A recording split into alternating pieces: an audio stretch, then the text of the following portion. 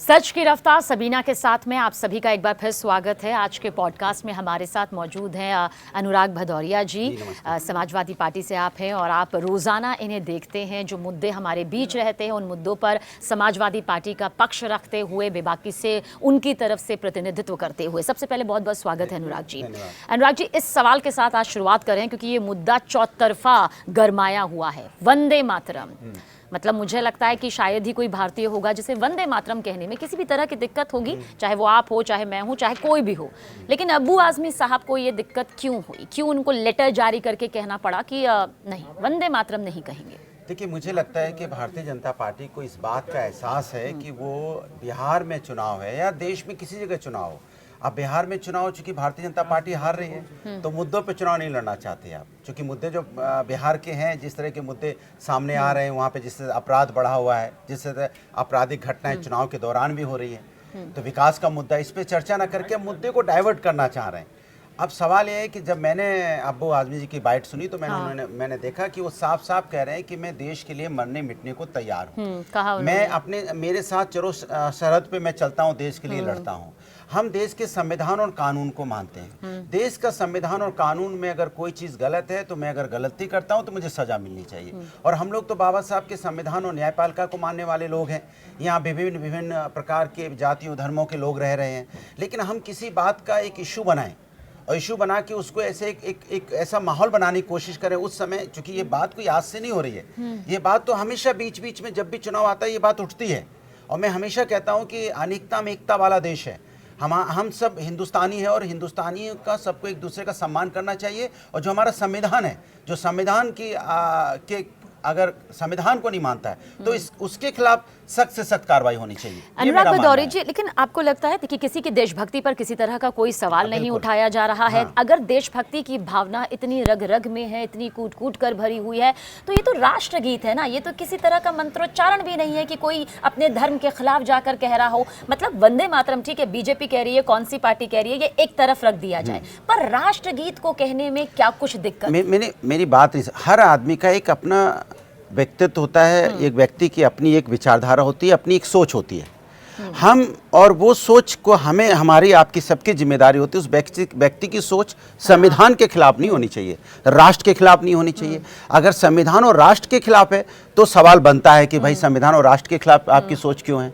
अगर किसी सोच से देश को अगर नुकसान नहीं होता है, अगर किसी बात से अगर सिर्फ उसकी राजनीति हो रही उस बात पे, जैसे कि अभी हम आपको कोई शब्द बोले, हम आपको बोले नहीं अभी आपको बोलना है, अभी आपको बोलना है कि आप न्यूज़ 18 में जॉब करती हैं, तो जाहिर सी बात आप कर रही ना, लेकिन हम कहेंगे नहीं आप न्यूज़ 18 में नौकरी करती हैं, आपको बोलना पड़ेगा आप करती हैं, तो फिर आप बोलेंगे मैं नहीं बोलूंगी। यही तो बोलेंगे ना आप, क्योंकि आप न्यूज़ 18 में है, पता है राष्ट्र में रहे, राष्ट्रभक्त हैं, सब लोग राष्ट्र को प्यार करने वाले हैं। हर चीज़ को एक राजनीतिक रूप देना ये ठीक नहीं है। ये सिर्फ एक राजनीतिक रूप देने की बात है।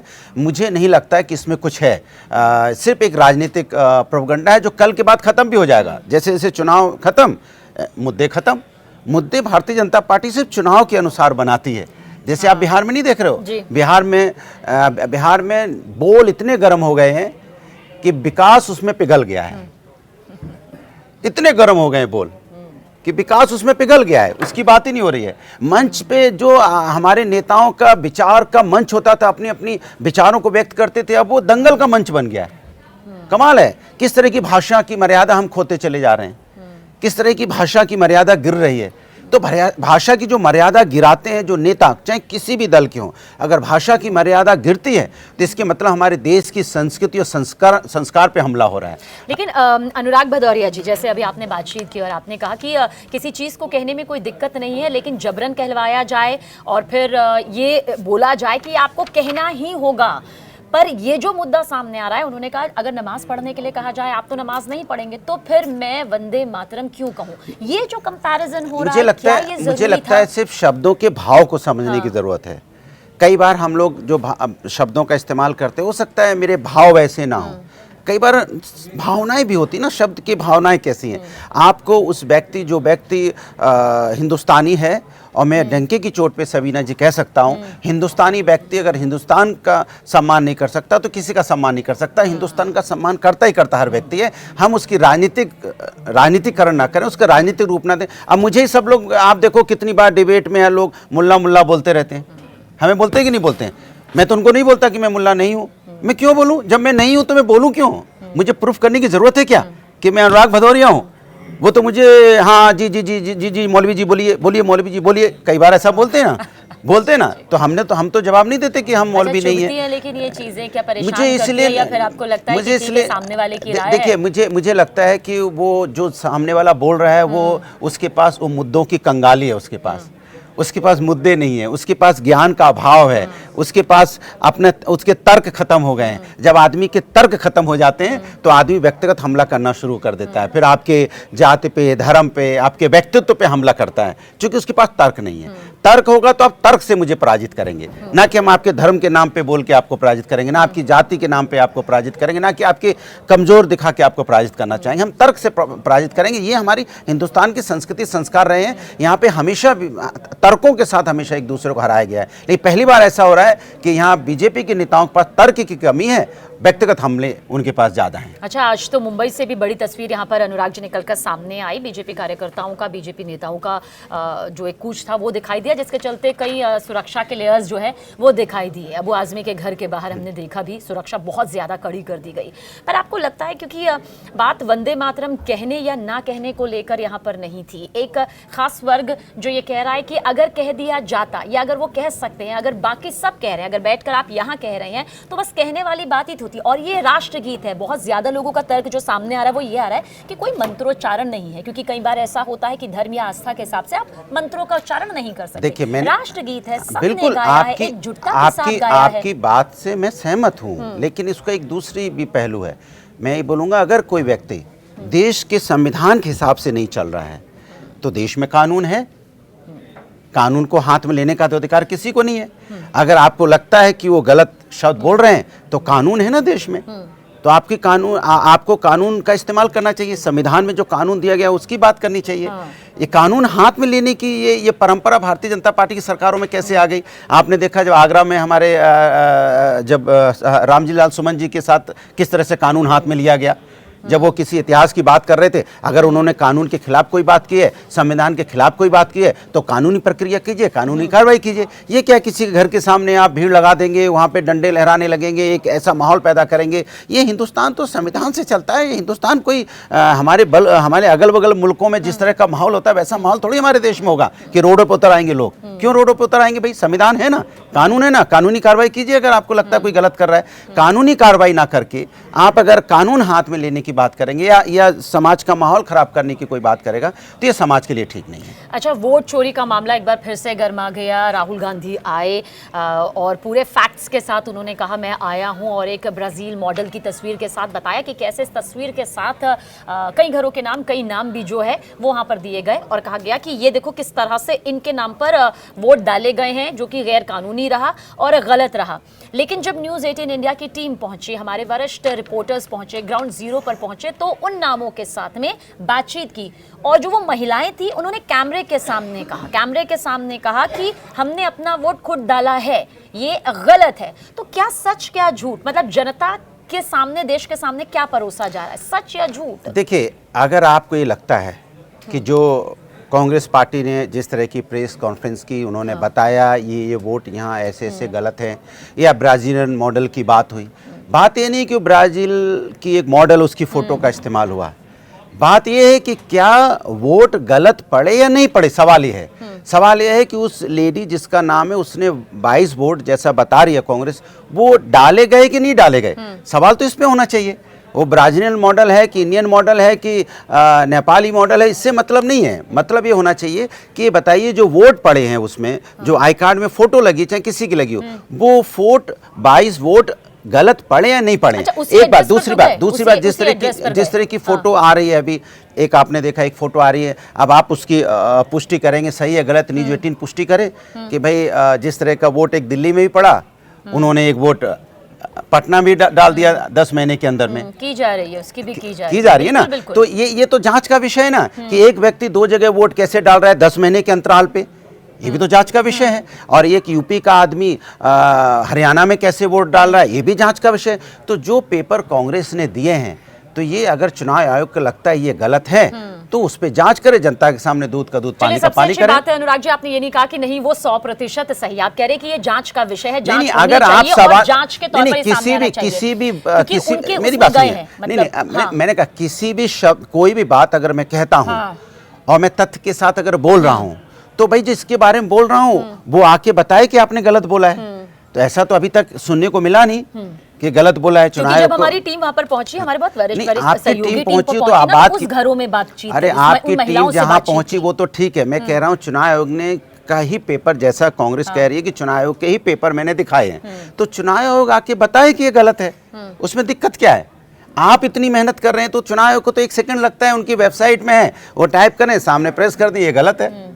इतनी भूमिका बनाने की ना आपको कैमरा लेने की जरूरत, दौड़ने की जरूरत है, ना हमें इतना सफाई देने की जरूरत है। राहुल गांधी तो बार-बार इलेक्शन कमीशन को कटघरे में तो इलेक्शन कमीशन कह दे ना कि भाई ये गलत है, प्रूफ के साथ। उन्होंने जो प्रूफ दिया वो भी प्रूफ देते हैं गलत है। बात तो प्रूफ की है, उन्होंने जो प्रूफ दिया है ये आप कहते हैं कि आपके पेपर नहीं है, ये यही तो कहना है।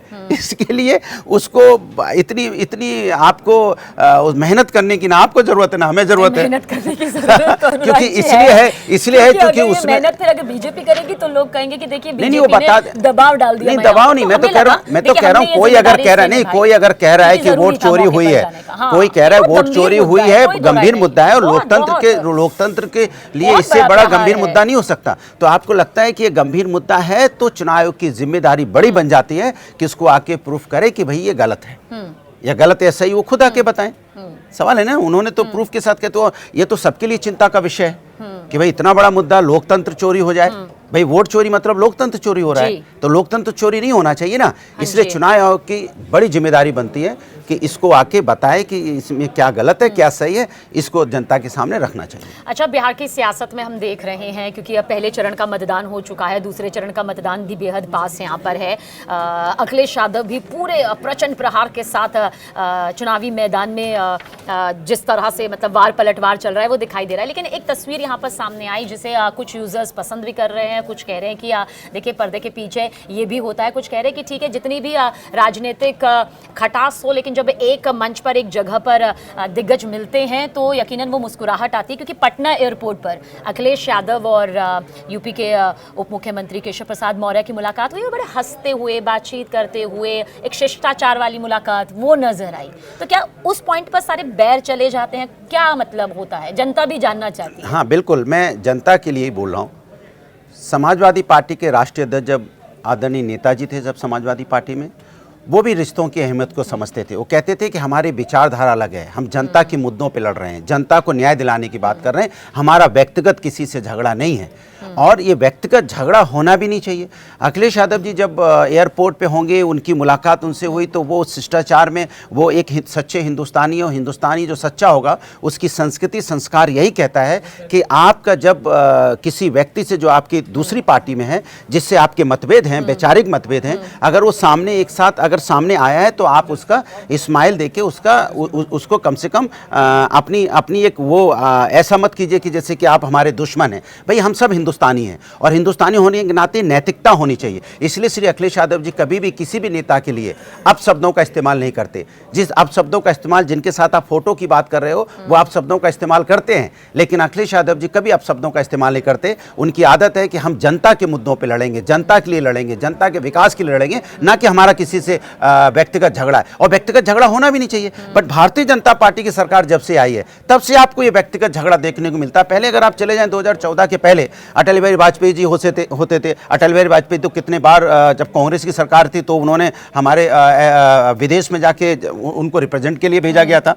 उनको एज ए जब डेलीगेशन के लिए उनको स्पेशल भेजा गया था। तो तब ऐसे संबंध होते थे, एक दूसरे के आना जाना भी होता था, बात व्यवहार भी थी। सभी माहौल बिगड़ा है, माहौल बिगड़ा, ऐसा माहौल जो माहौल देखने को मिला, हमारे वैचारिक मतभेद हों, लेकिन माहौल ऐसा ही होना चाहिए। आपस में एक दूसरे के प्रति द्वेष की भावना नहीं होनी चाहिए, एक दूसरे के प्रति बहुत ही कहते हैं ना कटुता का नहीं, कटुता नहीं होनी चाहिए। मनभेद नहीं, मनभेद एकदम, भाई हमारे मतभेद होंगे क्योंकि होता है। मतभेद होंगे क्योंकि हम जनता के लिए लड़ रहे हैं, लेकिन हमारा मनभेद क्यों ना, क्योंकि वो भी हिंदुस्तानी, हम भी हिंदुस्तानी है। हम समाजवादी पार्टी, वो बीजेपी है, कोई कांग्रेस है, तो हम बीजेपी कांग्रेस से मुद्दों पे लड़ेंगे, हम व्यक्तिगत थोड़ी लड़ेंगे। ये 2014 के पहले तो व्यक्तिगत लड़ाई होती ही नहीं थी। अचानक पता नहीं क्यों डिबेट में भी मैं देखता हूं, अचानक भाषा की मर्यादा गिर गई है, अचानक व्यक्तिगत हमला करने लगते हैं, पारिवारिक हमला करने लगते हैं, परिवार पे चले जाते हैं। ये बताइए, किसी के अगर कोई राजनीति कर रहा है तो उसके परिवार का क्या गलती है? आप उसके परिवार पे क्यों जाते हैं? परिवार का क्या लेना देना राजनीति से?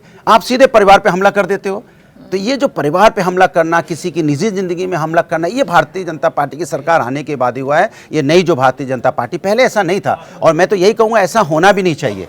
एक अच्छा सा माहौल में आपको हमारा वैचारिक, मैंने कहा ना, मंच जो होना चाहिए, विचारों का मंच होना चाहिए। तर्कों के हम एक दूसरे को पराजित करेंगे, तर्कों से एक दूसरे को हराएंगे, ना कि हम एक दूसरे की व्यक्तिगत बातें करके, व्यक्तिगत कहते घृणा करके, व्यक्तिगत कटुता करके हम उसको नीचा दिखाएं। ये नहीं होना चाहिए। एक बहुत ही एक्सक्लूसिव इंटरव्यू न्यूज़ 18 इंडिया ने लिया है, हमारे न्यूज़ 18 के group editor in chief Rahul Joshi ने लिया है। रक्षा मंत्री राजनाथ सिंह का उन्होंने ये पूरा एक्सक्लूसिव इंटरव्यू किया है, जिसमें कई सवाल है, लेकिन एक सवाल यूपी को लेकर भी है, जिसमें राजनाथ सिंह ने कहा है कि अब ये तीसरी बार सरकार तो बनेगी, बीजेपी की ही बनेगी, और जो नहीं हुआ अब तक इतिहास में, वो अब वर्तमान में होगा। मतलब तैयार रहे, उन्होंने सीधे सीधे कहा है कि अब जो कुछ नहीं हुआ अब तक भारत में, वो सब हमारी सरकार के दौरान हो रहा है। मतलब सारे रिकॉर्ड टूट रहे हैं, और ये भी टूटेगा तीसरी बार भी। सही कह रहे हैं, रिकॉर्ड तो टूट रहे हैं। पहले बिहार में ऐसा कभी देखने को नहीं मिला कि हॉस्पिटल के अंदर में रिवॉल्वर लहराते हुए फिल्मी स्टाइल में 4-5 लड़के घुसते हैं और हत्या करके निकल जाते। पहले तो नहीं हुआ, पहले भी नहीं हुआ कभी। हमने नहीं देखा कि 4 दिन में ही पुल गिरते रहे, ऐसा तो पहले आपने भी नहीं देखा होगा। पहले भी आपने कभी नहीं देखा होगा कि एक प्रत्याशी दूसरे प्रत्याशी पे चुनाव चल रहा हो, चुनाव के दौरान हत्या हो जाती हो कि सामने वाले की रिश्तेदार की, उसके बाद एक प्रत्याशी पे हत्या का आरोप लग जाता हो। ये तो पहली बार हमें देखने को मिला है। पहली बार ही हमने देखा है कि सीवान में बीजेपी की सरकार है, अभी आजकल चुनाव आयोग भी वहाँ पे है, और एक एएसआई की गला रेत की हत्या हो जाती है। तो पहली बार ही देखने को मिला है, पहली बार ही तो हम ये सब चीज़ें देख रहे हैं ना। पहली बार ही आपने देखा होगा कि पोस्टर में सुशासन है और ज़मीन पे भ्रष्टाचार है। ये तो पहली बार देखने को मिल रहा है। सरकार कहती है सब ठीक है, और अगर ज़मीन पे जाओ तो बीमार है। वहाँ देखो क्या हालत है बिहार में। आपको 10 यूपी में देखिए, यूपी में आपको जानते हैं कि यूपी की जनता ने इस बार तय किया हुआ है कि जो विकास के रास्ते पे उत्तर प्रदेश गया था 12 से 17 के बीच में, जो हमने काम किए थे, जिस काम की वजह से आप देखो सबसे बड़ा काम है। आज देखिए क्रिकेट की दुनिया में हमारी लड़कियों ने वर्ल्ड कप जीता, हमारे लड़कों ने भी जीता, टीम ने जीता ना। वो सोचो, ये सोच आज आई है। अखिलेश यादव जी ने पहले ही इंटरनेशनल स्टेडियम लखनऊ में बना दिया था, जिस इंटरनेशनल स्टेडियम में मैच आज भी होते हैं। ये 2012-13 की बात है, उन्होंने तब बना दिया था। जो सोच आज 10-12 साल 13 साल बाद सरकार को ये स्पोर्ट्स के बारे में सोच जगी है, ये पहले ही श्री अखिलेश यादव जी ने भांप लिया था और इंटरनेशनल स्टेडियम बनाया। और एक स्टेडियम नहीं बनाए, कई स्टेडियम बनाए। तो क्या ये जनता समझ नहीं पाई, यूपी की जनता, जो बैक टू बैक 2 बार योगी सरकार को मौका दिया, या समझाने में आप लोग वहां तक नहीं बता पाए कि ये उपलब्धियां आपकी रही और मौका दोबारा दिया? मैं तो कह रहा हूँ, समझ जाएगी अभी मैं आपको बता रहा हूँ। हाँ बिल्कुल, उनके समझ में आ रहा होगा कि भाई जो काम करने वाली सरकार थी, एक्सप्रेस पे बनाए समाजवादी पार्टी ने। पुलिस सिस्टम आज मजबूत है ना, 100 डायल तो समाजवादी ने दिया था। आज आप भी सुरक्षित महसूस करती होंगी जब आप नोएडा में हैं, 1090 फ़ोन करके कि महिला सुरक्षा के लिए उन्होंने बनाया कि नहीं बनाया। मेट्रो जैसा प्रोजेक्ट दिमाग में लेके आए। और सबसे बड़ी बात मैं आपको बता रहा हूँ, हमारी आम जिंदगी में हमें क्या चाहिए? सुबह उठ के हर आदमी वॉक करने जाना चाहता है। आप बताइए, लखनऊ के अंदर में जनरल मिस पार्क बनाया, लोहिया पार्क बना, मेडिकल कॉलेजेस बने, यही तो आम आदमी की ज़रूरतें हैं। हॉस्पिटल, पार्क तो श्री अखिलेश यादव जी ने बनाए ना समाजवादी सरकार में। मैं पूछना चाहता हूं कि कितना बड़ा पार्क क्या इस सरकार ने कोई बनाया आज तक, जहां आप सुबह जाके वॉक करने जाएं, जहां फ्रेश ऑक्सीजन आपको मिल सके। हेल्थ से बड़ी तो कोई चीज़ नहीं है। राजनीति तो हम आप करते रहेंगे, लेकिन हमारा हेल्थ सही होगा, हम स्वस्थ होंगे, तभी तो आगे की राजनीति करेंगे ना। जब हम ही नहीं होंगे तो राजनीति करेंगे क्यों? तो समाजवादी पार्टी का मानना है कि पहले व्यक्ति को के विचार और व्यक्ति को स्वस्थ रहना जरूरी है। इसलिए उन्होंने पार्क पे ध्यान दिया, स्टेडियम पे ध्यान दिया, खेल कूद में ध्यान दिया। हमारा भी अगर आप देखेंगे, उस समय इंडियन ग्रामीण क्रिकेट लीग चलता था, IGCL जो मैं चलाता था, आज वो बड़ी मुश्किल से चल पा रहा है, क्योंकि उसको जब भी करने जाओ तो कोई ना कोई समस्या। आप गांव का मैचेस होता है, गांव के लड़के खेलते हैं, मैं उनका सपना पूरा करके उनको ऊपर तक लेके आना चाहता हूं। लगातार गांव-गांव में IGCL होता था, आज उतना नहीं हो पा रहा है। क्यों नहीं हो पा रहा है? क्योंकि आज दूसरी चीज़ों में उलझाते, जो आपने बोला कि जनते, अब आप चुनाव के वक्त में यही मुद्दे ले आओगे कि बुर्का आ जाएगा चुनाव के मुद्दे में।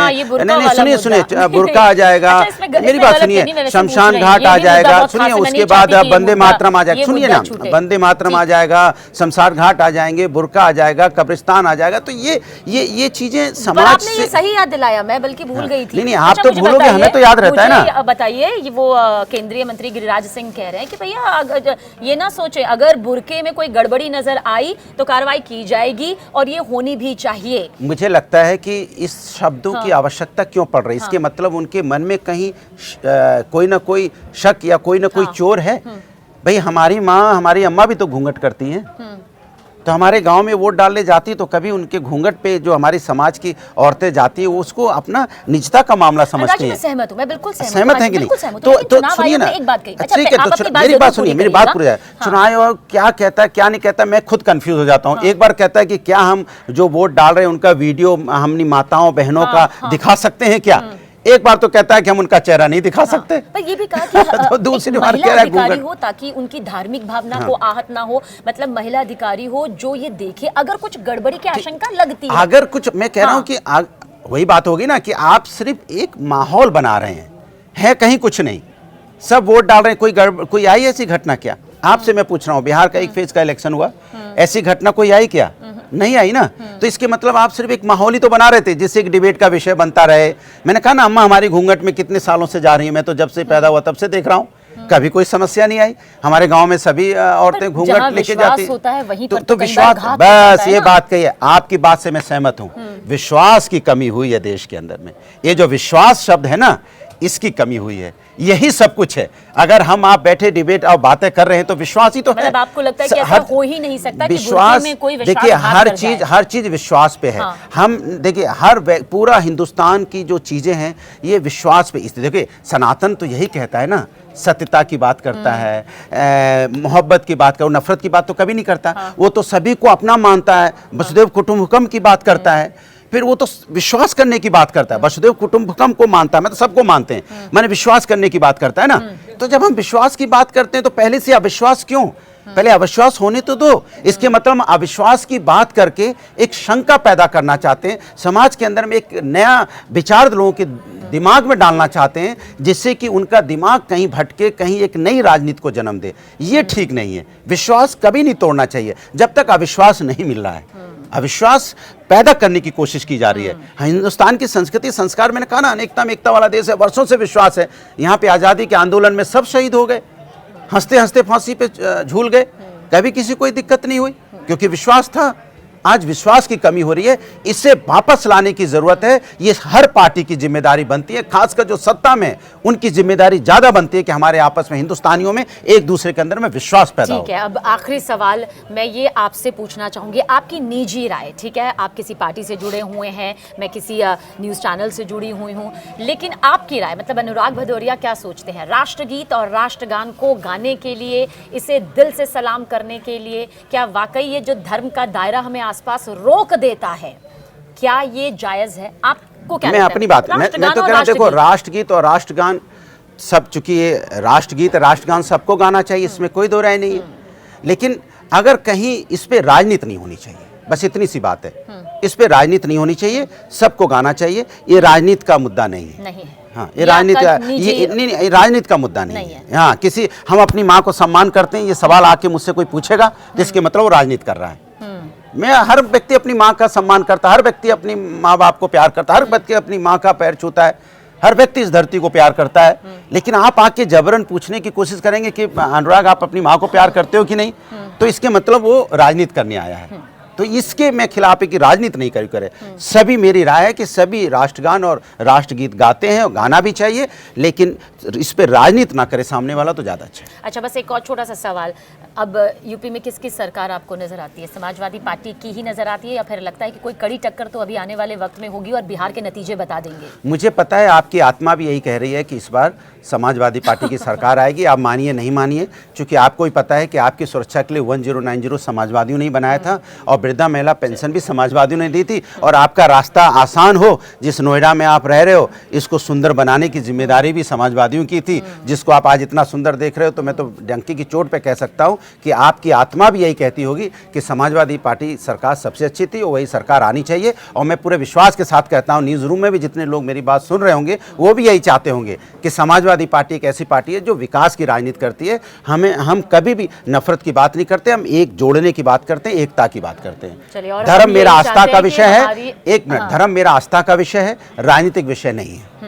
और हमारी आत्मा यही कहती है कि वही सत्ता पर काबिज होना चाहिए जो जनता की सोचे, जनता की भलाई की सोचे। राजनीति अपनी जगह है, लेकिन विकास की रूपरेखा और विकास की रूपरेखा के साथ में भारत को आगे लेकर चलने की चाह, ये अपनी जगह है। बहुत बहुत शुक्रिया अनुराग जी, एक बार फिर से हमारे धन्यवाद। पॉडकास्ट में आने के लिए और अपनी धन्यवाद। बातें रखने के लिए।